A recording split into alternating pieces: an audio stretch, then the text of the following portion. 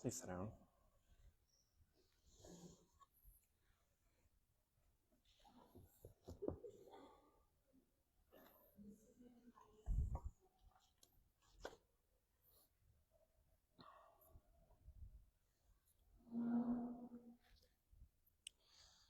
Namo Shakyamuni Buddha.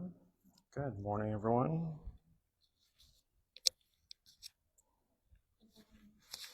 Thank you. It is a good morning. It's a warm morning. I don't miss this weather. I was in California for a retreat. Gorgeous weather. Desperately want to move there. Desperately can't afford it. Not that I could anyway. I'm stuck. But a good kind of stuck. Say what?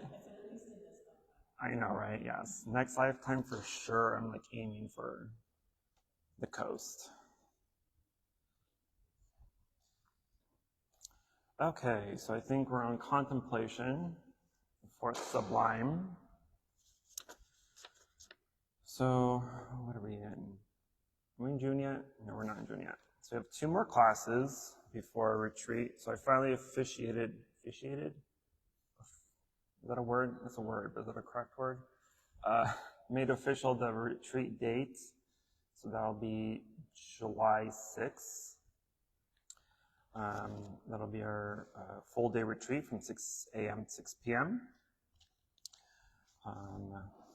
So that'll be our first, or at least our summer retreat for this year. The topic I've chosen for the retreat is developing bodhicitta. So it is essentially the fuel for our practice as a bodhisattva, is developing bodhicitta. So that'll be our main topic of discussion. So if everyone is interested, please register for a retreat. Okay. So just a quick overview of the first 3 sublimes. We've already covered counting, following, and stabilization. So today we're going to do contemplation. The next class, I'm going to combine turning and purification. And I don't want to go into too much detail of them because they're just slightly complicated and not conducive to our practice just yet.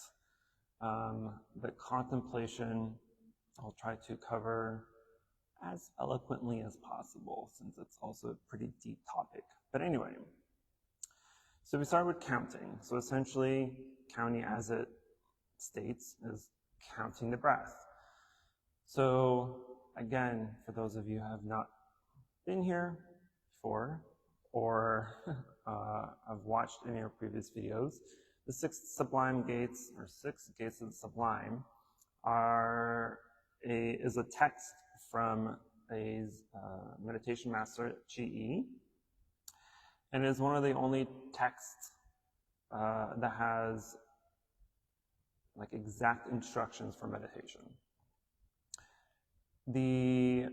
In the Buddhist time, because meditation was pretty common, right? It was pretty well practiced during this time, so there aren't many instructional texts directly from the Buddha.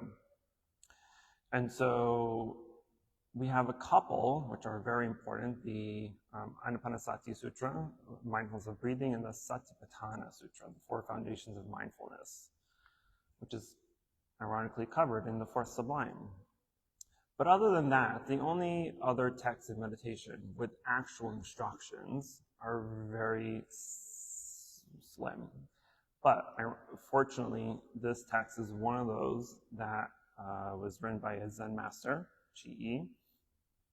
And the reason I chose it for this time around versus going back to one of the other 2 sutras we've done in the past is because one of the most common questions I get from meditators is, I don't know where I'm at. I'm meditating for a month, 6 months, a year, 2 years, 10 years.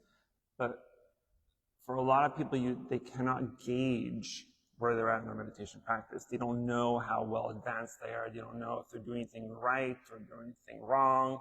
They don't know how to progress or where to progress or what to progress to, right? And so that's an unfortunate, pretty common situation.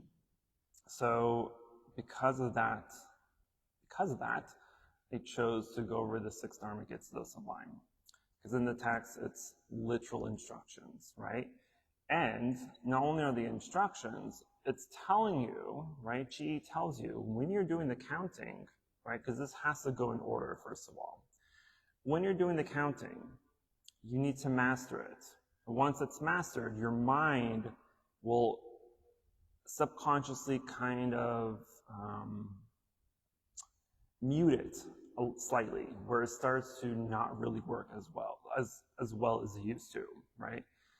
Typically, like anything else in life we do, when you master something, you no longer have to be super careful, super observant. You kind of just do it automatically, right? Like think of sewing or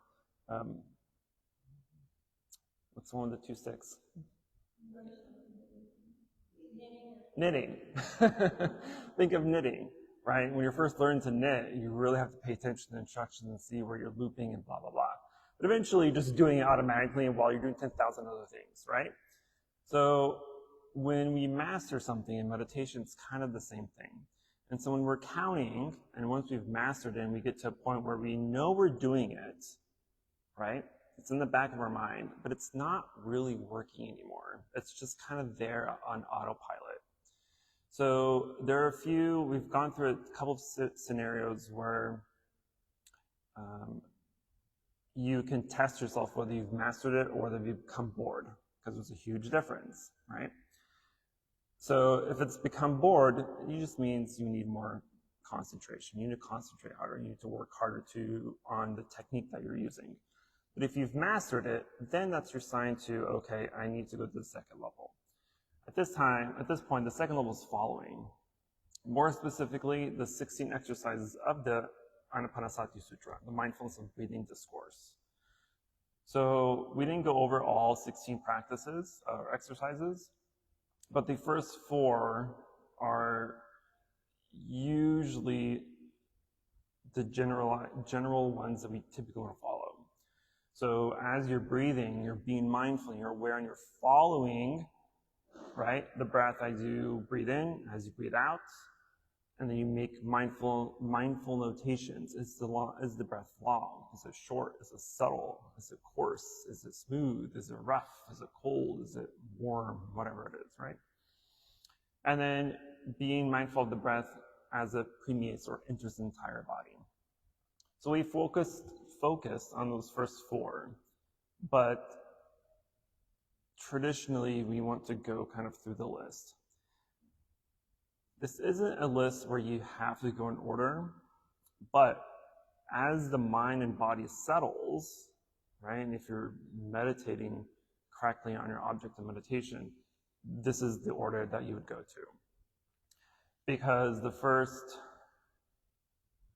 4 we can kind of use for just general meditation. I would say, to me, when I say general meditation, I mean a session that's 30 minutes or shorter, right? That's a quick session. You would use the first 4 exercises. If you have a longer sit that you're able to do, then you do 5 through 9. And then if you even have a longer session, meaning over an hour, then you would do the rest, 10 through 16. Because those are the contemplations. Those are the exercises where wisdom starts to arise, which we'll get into in the contemplation. But stabilization is where we are able to enter axis concentration. If we recall axis concentration, essentially it is the perfect mind state, and the mind needs to be for good meditation, for correct meditation. We enter a mind state called axis concentration. Axis concentration is the ability to hold and maintain your object of meditation for the entirety of your session. So if you're using the breath, for instance, as your object of meditation, right, your breath is always in the foreground. It is always being held at a strong concentration point, right? Then as distractions arise or come and try to push out that object of meditation, your meditation is strong, or your concentration is strong enough where it doesn't allow those distractions to take over, right? They're kind of in the background, they're wispy, you acknowledge them and they go away, right? But they don't take over. They don't replace your object of meditation. Because you can sit in meditation and meditate on an object of meditation. And yeah, you can feel a little distraction kind of creeping up, right? And so even though that happens in fractions of seconds, right? There's still that space at a quantum level where you can see it coming, right? And you have the ability to stop it or you entertain it. So even though it's an extremely short amount of time, you have the ability to stop a distraction before it ever actually surfaces, right? Same thing if you see something like flying towards you, right? A baseball or something. You see it coming, and in fractions of seconds, you can either move out of the way or stay and get hit, depending on your action, right? So it's the same thing. When we're sitting in meditation, as we see a distraction arise, you have the ability to move out of the way or get hit and lose your object of meditation.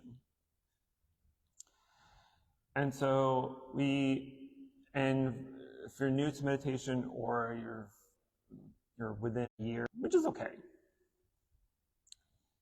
getting hit or getting distracted in meditation is honestly not a big deal. What allows it to be a big deal is if you allow the distraction to take over the entire sit. So if you're sitting and concentrating on your breath, or you're counting 1, 2, or 1, 1, 2, 2, 3, 3. Oh, I'm hungry. It's almost lunchtime. Do I want to go out to eat? Do I want to cook some food? Do I want to pick something up? Oh wait, I need to go back to my object meditation. 1, 1, 2, 2. Or you never make the realization that you got distracted. You just continue on making a to-do list, making a recipe list in your mind, right? That's not what we want to happen. If you get distracted and you recognize the distraction, you go back to your object of meditation, it's exactly what you should be doing. That is exactly how we master meditation. But people a lot of times get discouraged because they're like, oh, I'm always distracted, I can't clear my mind. Nobody told you to clear your mind, first of all. If you're counting, is that a clear mind? No. So why are you trying to clear your mind? It's clearly impossible. That's like a 50-year, where you see yourself in 50 years kind of a goal. Or 50 days, it depends on your practice. But the point is, don't worry about clearing your mind. That's not the object, that's not the goal. It's the eventual goal. But right now, the goal is to be aware of what the mind is doing and why it's doing that.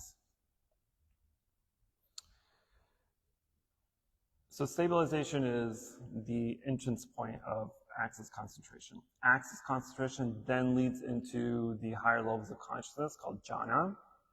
Right, there are 4 levels of jhana, or sometimes 8, depending on the practice. And this is essentially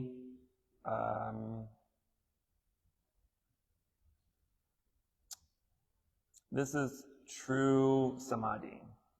Samadhi meaning a clear mind, like your mind is literally clear. At this point, your mind is clear. There's no thoughts, there's no distractions, there's no sound, there's no sensation in the body or feelings, right? You lose your senses.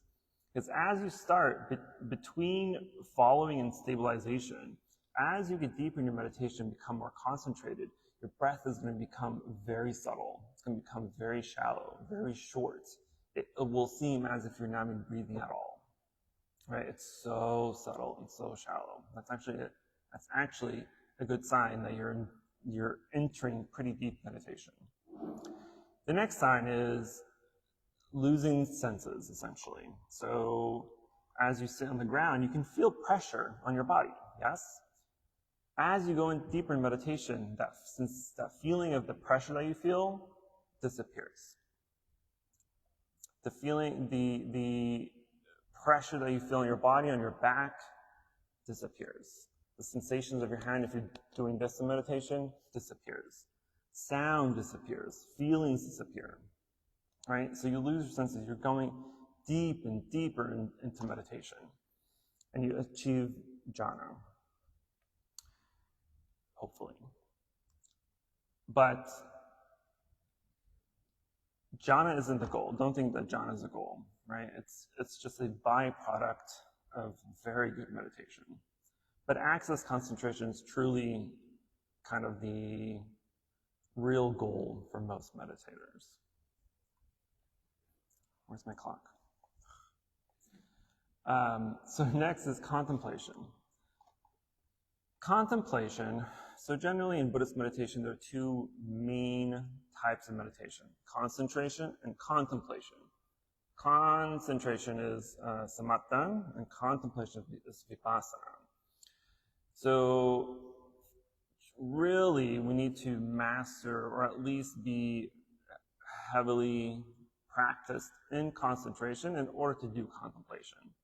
Because if you're not concentrated enough, then there's no way you're going to be able to contemplate on something. Because you may be having a topic of contemplation, but you keep on getting distracted, and you don't know how to alleviate or antidote those hindrances. If you can't do that, then you can't contemplate, right? And so once you feel like your meditation is strong enough in concentration, where you're able to contain and maintain your object of meditation, in this case it's always the breath, with little to no distraction, right? Again, you can become distracted as long as you recognize that distraction. Right? It may take you a few seconds, maybe a few minutes. It doesn't matter. But as long as you're able to see, recognize, and let the distraction go away, that's exactly what you do. So once that concentration becomes strong enough, then we can go into contemplation. And then contemplation is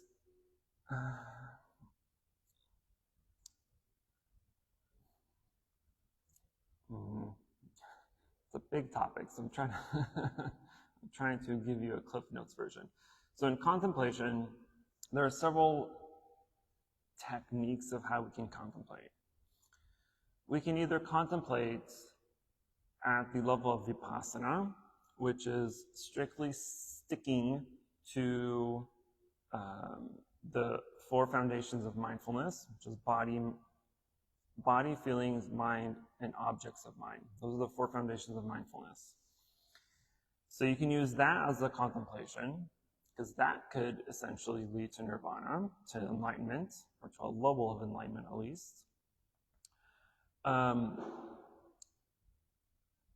then there's also the contemplation on what we call the 32 parts of the body, or 31 parts of the body, depending on the tradition. The 31 parts of the body, 32 parts of the body, is it's considered one of the four protective meditations, along with the contemplation on death, the Buddha, something else I can't think of. But it's part of a group called the Four Protective Meditations. But anyway, so I will skip going over the four foundations of mindfulness, because I'm pretty sure we've done that in the past. But what I will go over is the 32 parts of the body. Patikulāmana sikara. The 32 parts of the body is also an antidote to desire, or sensual desire specifically. So at least for monastics, for monks and nuns, it becomes one of the four protective meditations because it eradicates sensual pleasure, eradicates attachment, eradicates desire. And so that becomes very helpful to antidote those kind of things. So anyway, I will repeat or recite the 32 parts of the body. Because even if you don't use this meditation, it's at least interesting to know what they are. Anyway, so the 32 parts of the body is the head hair and body hair, nails, teeth, skin, flesh, sinews, muscles, why don't you say muscles? Bones, bone marrow, kidneys, heart, liver, diaphragm, spleen, lungs, large intestine, small intestine, stomach, feces, brain, bile, phlegm, pus, blood, sweat, fat, tears, grease, saliva, mucus, oil of the joints, and urine. Basically everything that you are, right? And so when we contemplate on the 32 parts of the body, we contemplate that they are all devoid of substantiality, right? That they are all impermanent, all empty, if you want to go deeper into it. That, especially when we're contemplating on the four foundations of mindfulness, of body, feelings, mind, and the objects of mind, the reason we contemplate those things, because all four of those foundations are what? Impermanent. The body will not last. Your feelings don't last. You'll be angry this morning, happy right now after a cup of coffee, or vice versa, right? The mind, which is the brain, will just die with your body. And your object of mind, which is your perceptions, can change. You can feel about something one way and feel differently about it the next day. So because it's impermanent, it reduces another topic of Buddhism called the self, or non-self, right? We think of the self as this personality, of this ego, of this person that we believe we are, and how we are, and who we are, and how we live our life, and blah, blah, blah, blah, blah, right? We hold on to this identity as if it's permanent and real and everlasting, but it's not. And to think that it is what causes suffering. Because if you think that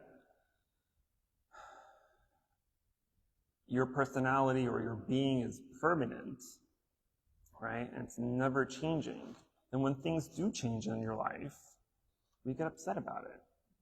As we get older, we're aging, and our hair changes, our skin changes, our lifestyle changes, and we look at ourselves like, I don't want this change. I don't want to get older. I don't want to not do this or not do that or look like this or look like that.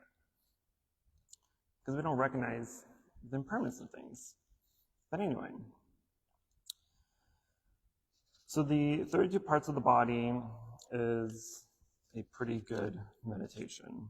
I'm trying to find can't remember where I saw the list of the 4 protective meditations.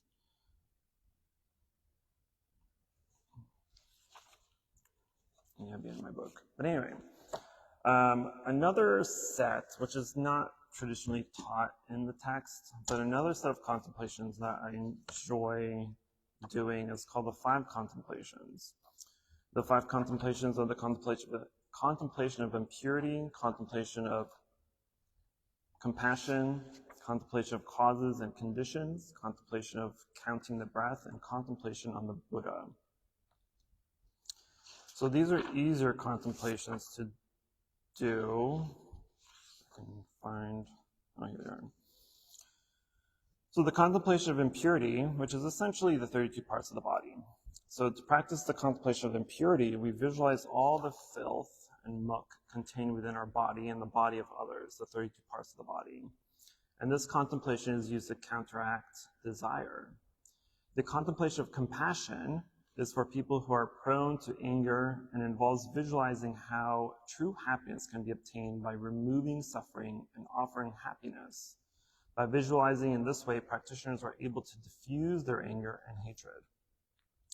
The contemplation of causes and conditions because people remain ignorant and develop attachments because they fail to realize that all phenomena in the world arise and cease because of causes and conditions.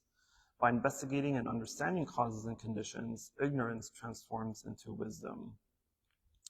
The contemplation of counting the breath, which is number 1. When the mind is swirling with deluded thoughts, we can contemplate the breath as a way to focus the mind. Not only will this make our breathing even, but it will free the mind of distractions, allow us to attain a state of inner calm. The contemplation of the Buddha, in this form of contemplation, we are mindful of the Buddha's radiant features, his accomplishments, his tranquility, and as a way to overcome our karmic obstacles. So those 5 contemplations are probably easier, maybe, than the contemplation on the 32 parts of the body. I'm still trying to find, oh, here we go. So the 32 parts of the body are part of the 4 protective meditations, along with anusati, which is the recollection of the Buddha, metta, loving kindness meditation, and the recollection of death, called maranasati, mindfulness of death. And that's a whole meditation there, visualizing the corpse in its various stages of decomposition. That's contemplation. The goal of contemplation is essentially the realization of wisdom, right? Because wisdom is what's going to bring us to enlightenment, not knowledge, right? Because of the difference between knowledge and wisdom. Knowledge is subject to place and time and space, right? Knowledge can change. But wisdom is the truth of reality, truth of all phenomena. And so as we contemplate, whether you're contemplating on the body, contemplating the breath, right? Because we can see as you're breathing, even contemplation on breathing, right? Because one of the contemplations on counting, because as you breathe, if you're mindful enough of the breathing, you can recognize the subtle changes in the breath. And if there are subtle changes in the breath, that means there's something going on in the mind, right? If you're sitting in meditation and you contemplate on the breath, and all of a sudden your breathing becomes heavier or faster, right? You may recognize that shift or that change in the breathing. But if you shift the attention to what's going on in the mind, you may be able to recognize that, oh, there's a memory of something that angered me arose. And typically when we become angry or aggressive, our breathing changes, right? Our breathing becomes heavier and more fast-paced. And so, or same with excitement. We get excited or sad or whatever. If our emotions and feelings change, the breathing changes with it, right? Because the mind and body are connected. And so when there's a disturbance in the mind, there's going to be a disturbance in the body, in the breathing. So if you're sitting and you may not be able to recognize that a distraction is there just yet. But if you recognize that the breath has changed first, then you're like, uh-oh, I'm distracted, right? And so contemplating on the breath is seeing those extreme subtle changes in the breathing, right? Think of if you're just walking from the parking lot to here, right? When you first sit down, your breath isn't even. It's not balanced yet. You're still kind of huffing, puffing maybe, right? If you just got done with a run, you got done with some errands, you recognize that the breathing is not normal, right? And so when we sit and we normalize the breathing, it becomes more subtle, right? And it becomes normalized. Then when we go into meditation, it becomes even more subtle, more balanced. And so if we can recognize those subtle changes, those subtle shifts in how we're breathing, it becomes easier to recognize what's going on in the mind. And that is essentially the goal of meditation, is to recognize, is to see how how the mind works and why it works in the way it works. Think of anger. If you're angry, why are you angry? Oh, I don't like this person. Well, why don't you like this person? There's a reason, right? And so you kind of dig deeper and deeper into why, which is my why meditation. Continue to ask yourself why, until you get to the core reason of why you're angry, or whatever else it is, sad, depressed, anxious, blah, blah, blah, etc., etc. But once you get to the core reason of why you feel a certain way, or have a certain emotion, or whatever it may be, now you have something tangible. Now you have something that you can do and work with. And so if it's a person, well, now you know you have options. You can either unfriend them, you can distance yourself from them, you can change the way you have a relationship with them, or the way you interact with them, whatever it may be.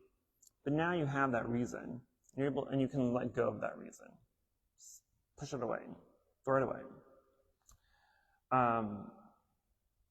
Now you have one less distraction, one less suffering. You may still have 999,000 more, but now you have one less. And you can start plucking away at that list.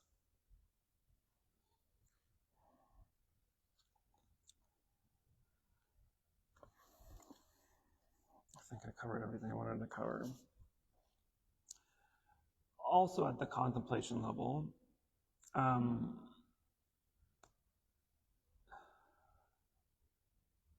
historically,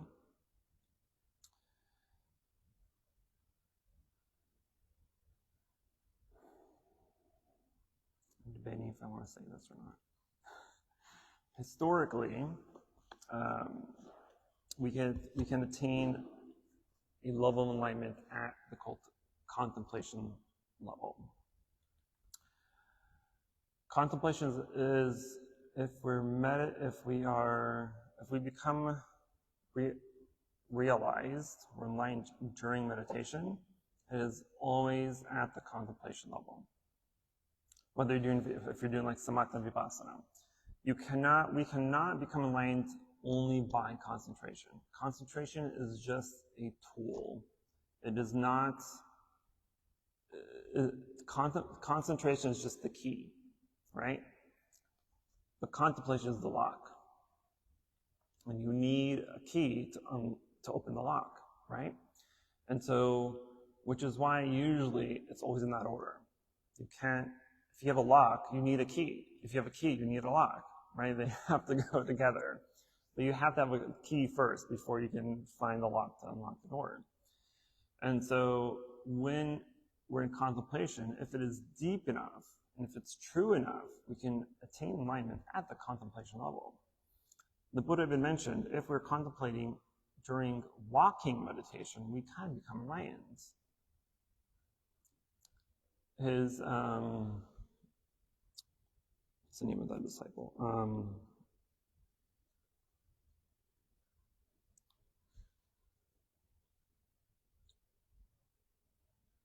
One of the Buddha's 10 main disciples, for the life of me, I can't think of his name, is famous for becoming enlightened while doing walking meditation.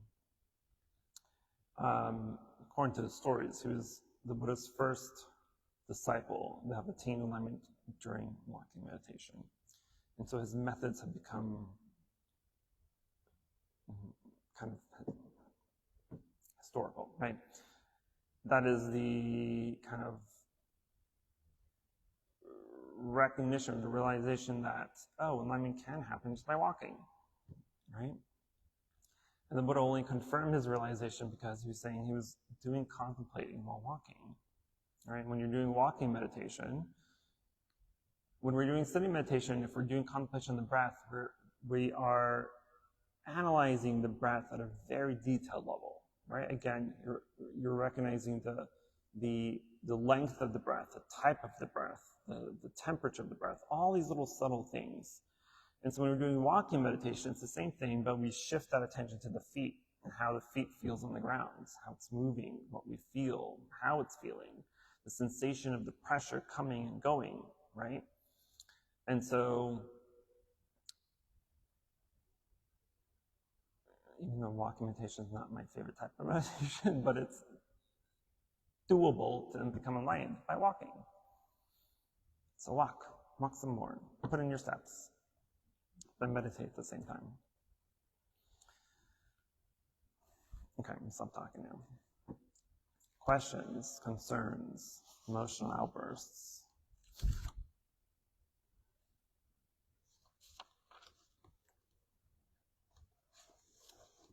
Yes, sir. Is self-actualization the same as realization? Self-actualization, are you reading that somewhere? No, it's not on here. I'm sorry, what was the question? You said this word realization. Mm-hmm. Actualization. No. No. Realization and actualization, are they the same? Is the question? No. Well, I guess we can go back and say, what is actualization? What do you mean by actualization? That was the phrase that I heard, self-actualization. Self-actualization? I don't think I've ever heard of that term before.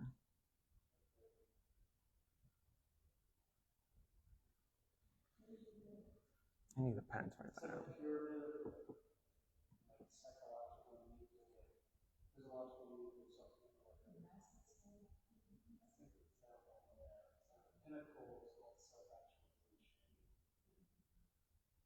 I think it's learning more about your true self and the divinity and the higher self, the highest self. Yeah. It's like a pyramid, you just keep going and Realize it. That makes sense. Yeah, so is that pinnacle, that self-actualization, is that similar to this realization? Not necessarily. From the description of that just means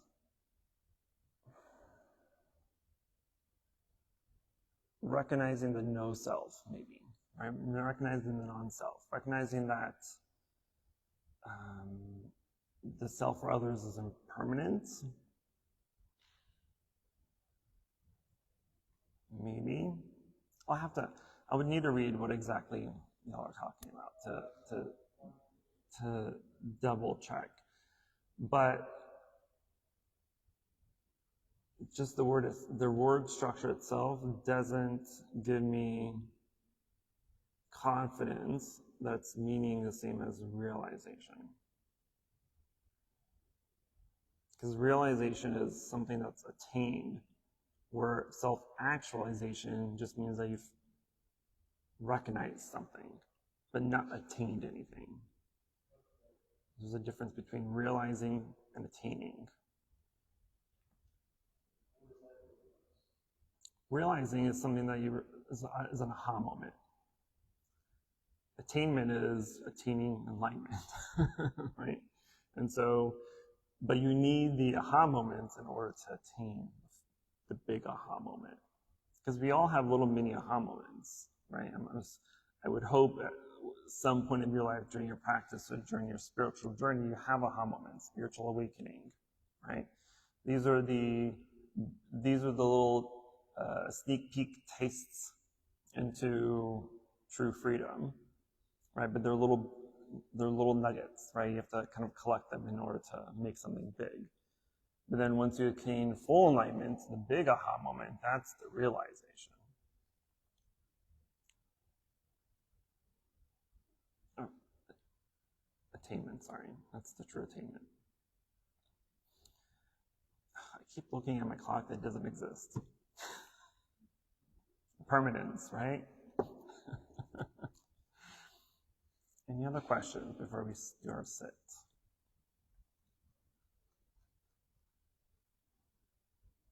Okay. So, contemplating your body, 32 parts, basically everything that you are. one way of doing that is via body scan. Anyone heard about the body scan when you're meditating? Do the body scan. So think of doing the body scan, right? You're scanning from the top of your body downward. Everything that's in that layer, like feel like you're just x-raying through your entire body, right? So you're seeing all the internals and externals. You can use that method versus having to go step by step. Because I remember I used to, during novice years, you have to memorize this list, and I've since forgotten about it. Because I don't use the list anymore. I use the body scan method instead. Do that, or use the 5 contemplations, right? Or one of the 5 contemplations. Would probably be easier. Or just contemplating the breath. Be acutely aware. Analyze to its depth of your breathing. That's probably also very beneficial.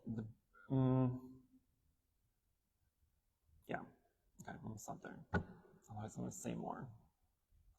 Okay, if there's no questions, do a quick stretch if need be, and we will begin our sitting meditation.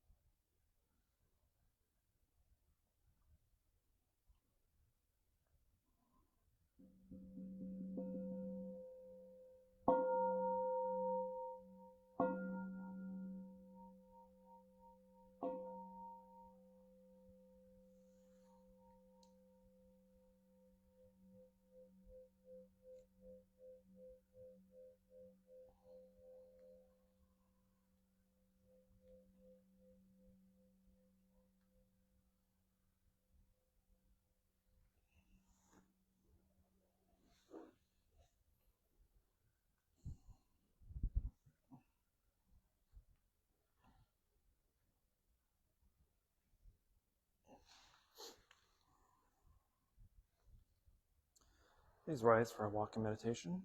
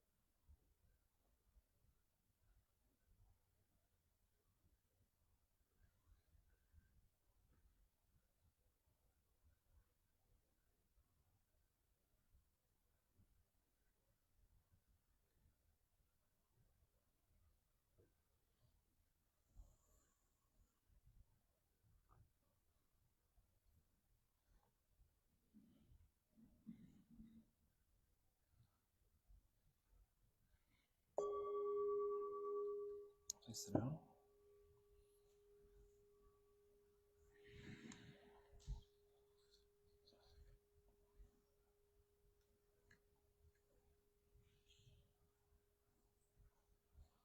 Welcome back.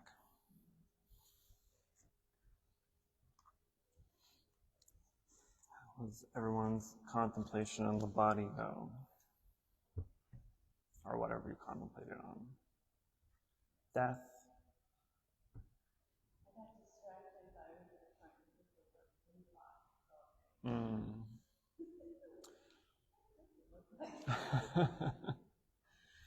True.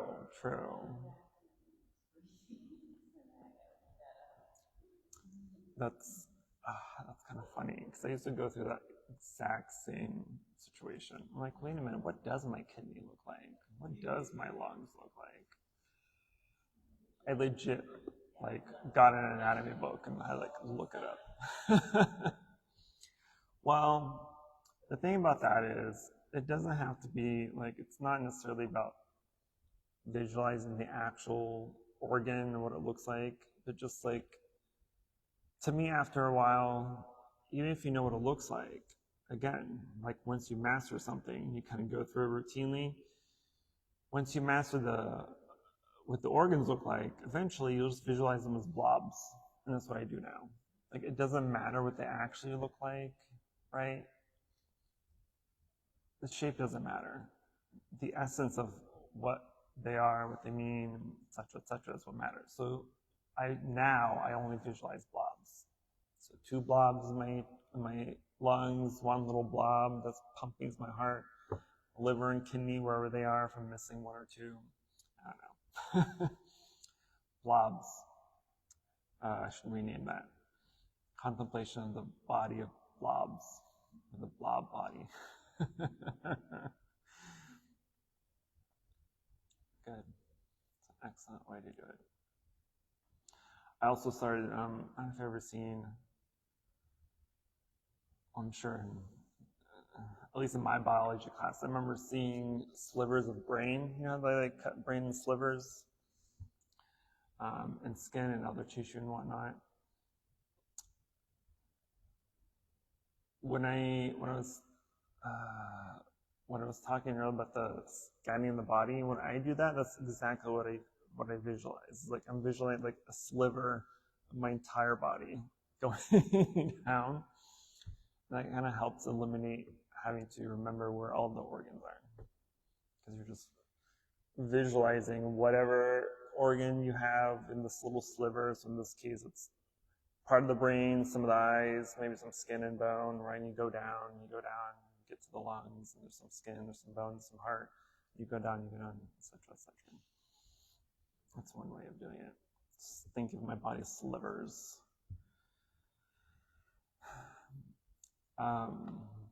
Ironically, my body was a donation to science, but now that I have to cremate my body, I had to take my name off the list.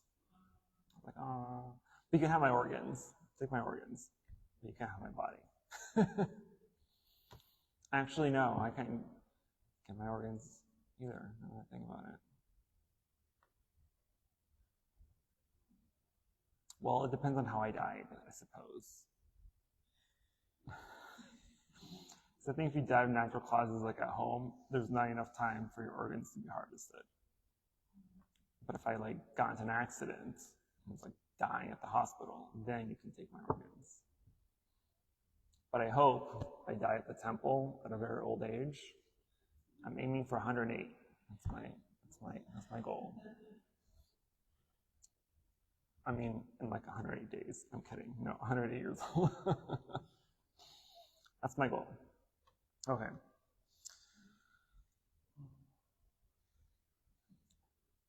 So 2 more classes. So the next class, we'll go over turning and purification. And then the last class, we'll do a quick overview of all the sublimes in preparation for our retreat on the 6th. Yes, the 6th. That I hope to see everyone there. Yes, ma'am. Sure. So, I got to the point where I don't feel body anymore and the senses start to turn off, but I was talking to you about how hearing finally just was gone. Mm-hmm. And part of me thinks, like, I've been hearing my entire life, and suddenly it shut off. And so I just felt scared. Mm. I'm certain this will occur again when that happens. Do you have any suggestions so that, because what happened to me, I was just thinking, okay, this isn't good. Even though I know this is part of the progression, my body, my programming, I guess, was just like, okay, abort. You don't want to do this, something's wrong. Mm-hmm. And so I started to read and move around, and of course, it's like, Snap out of it. Yep. How many suggestions it's going to happen? It's probably going to happen the first couple times because it's something new, right? Think of why we are scared of death, for instance, right? Why are we scared of death? Death is the most natural thing to ever occur in any life. But we're scared of it. Why? Because we're scared of not the dying part, but we're scared of the unknown of what happens after we die. That's what scares us, not death itself, right? And so, which is why it's one of the protection meditations. Meditation on death is to get over that fear of what's going to happen. It doesn't matter what's going to happen, right? And so, the more we meditate on death, the more we contemplate it and recognize and realize its natural process of life, then we kind of be okay with it. Same thing with meditation when these little aha moments arise, or you start progressing in meditation when the senses start to dissipate, right? It's kind of the same thing. The body is reacting to something unknown, to something that hasn't experienced before. So it's searching the brain, right? For instance, when people say, they're about to get hit by a car or something, they're like, oh, my entire life flashed before my eyes. That's a real phenomenon, right? It's because the brain is searching through memories in order to figure out what to do in that moment.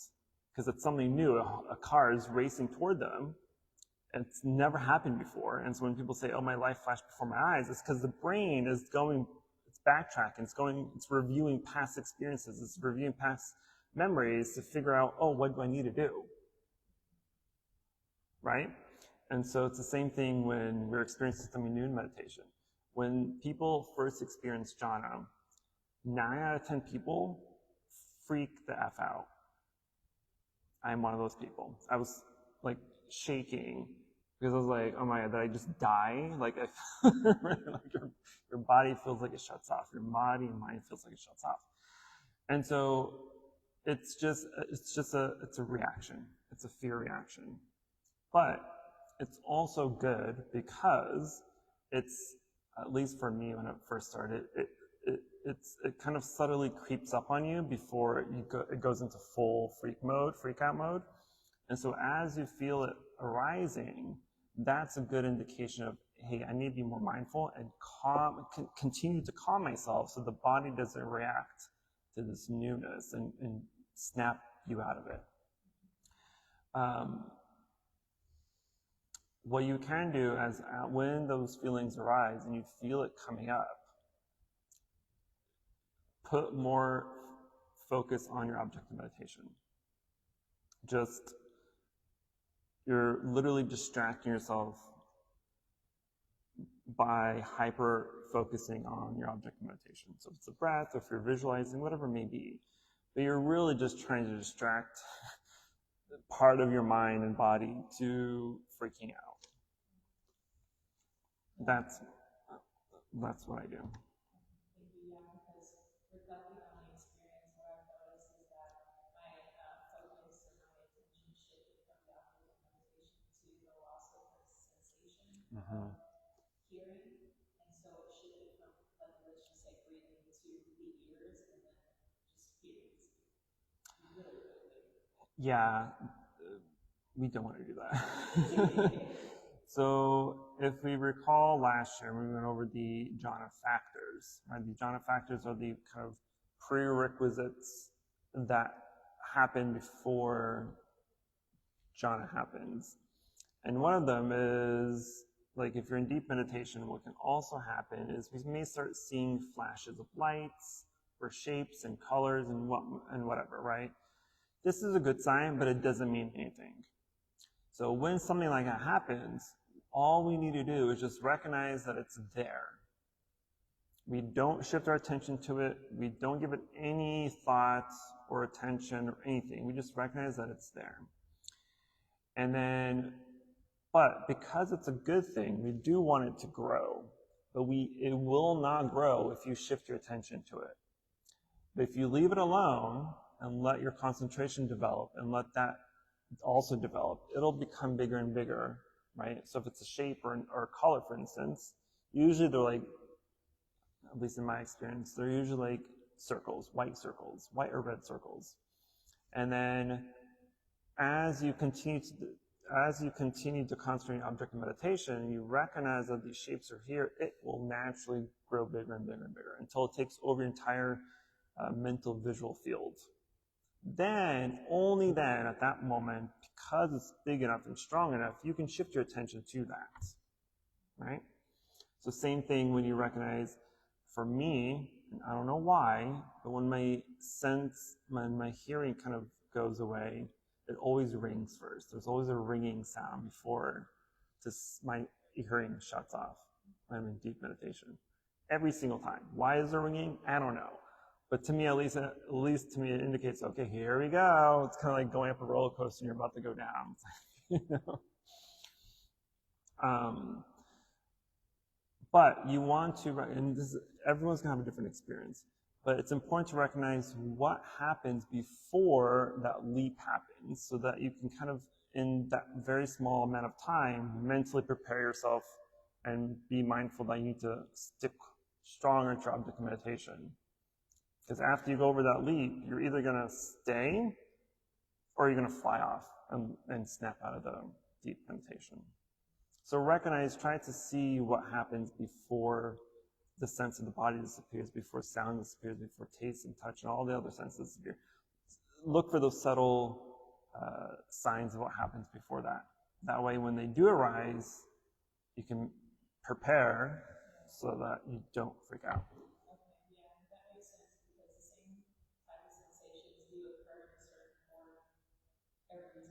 Mm-hmm. Yep. It's like an acceptance too, right? Yeah. It's when you're going into that dark space, all the senses just go away, and you feel so empty. So, but if you accept it, it's like for me, I have to put an acceptance to it. Mm-hmm. The beginning, you're going back to the beginning of all, you're in black, and your body turns into a vibration, there's nothing left. And so either the fear or acceptance. Then you got that choice, Mm-hmm. right? Just be there and see where you go, and or not. It's like going through one of those mirror mazes sometimes in the dark, or a maze. Going through a maze is there's this, I can't think of the full story, but it'll apply to our turning next class. There's a story of the Buddha admonishing one of his disciples during his meditation, and subscribing the type of meditation this disciple had with walking through a maze or running through a maze. Sorry. Anyway, I'll save that story for next time. Yes, acceptance is a good word. Yes. Yeah. Cool. Any other questions, concerns, emotional outbursts, denials or acceptances? Awesome. Okay then, well, I will see hopefully some of you tomorrow, our next class, and on our retreat on the 6th. Thank you. Namo Shakyamuni Buddha.